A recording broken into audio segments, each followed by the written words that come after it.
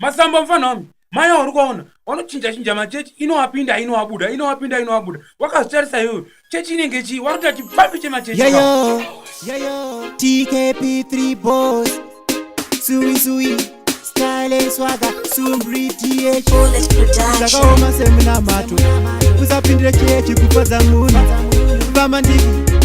Chechi ndeona. Chechi nenge shangu. Kena inokwanira.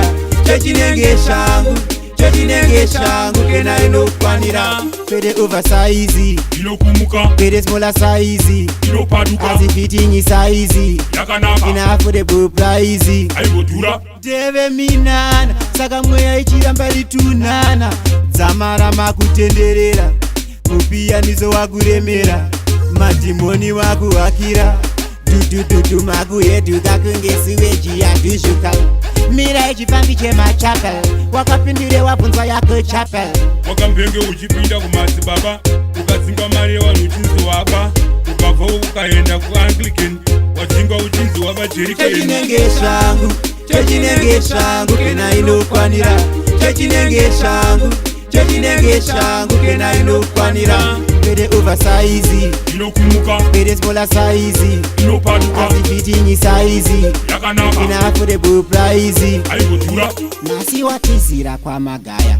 Kokabwasiya wa mweya. Ukaze mwari zvavanogaya. Uri kujambwa nehole mweya.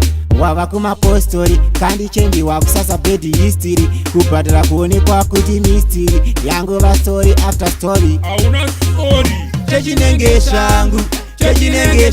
Kena inokwanira. Chechi nenge shangu. Kena inokwanira. Pede oversize. Inokumuka. Pede smaller size. Inopaduka. Azifitting size. Yakanaka. Ina affordable price. Aibotura. Deve minana. Saka mweya ichiramba ritunana. Dzamara makutenderera. Mupianizo wakuremera. Madhimoni wakuhakira. Dudu makuheduka kunge siweji yadushuka. Mira ichifambi chemachapel. Wakapindire wabvunzwa yako chapel. Wakambenge uchipinda kumasi baba. Ukadzinga mari wanuchinzi waba. Ukabva ukaenda kuAnglican. Wadzinga uchinzi wabajerikeni. Nasi watizira kwa magaya. Kokabwasiya wa mweya. Ukaze mwari zvavanogaya. Uri kujambwa nehole mweya. Wava kumapostori kandi chenji wakusasa bed history. Kubhadhara kuonekwa kuti mystery. Yangova story after story. Hauna story. Masambo mfano wami. Maya urikuona. Wanochinja machechi inowapinda inowabuda. Wakasitarisa iwe. Chechi inenge chi waruta chipambi machechi. Chechi nenge shangu. Kena inokwanira. Chechi nenge shangu. Kena inokwanira. Pede oversize. Inokumuka. Pede smaller size. Inopaduka. Azifitting size. Yakanaka. Ina affordable price. Aibotura.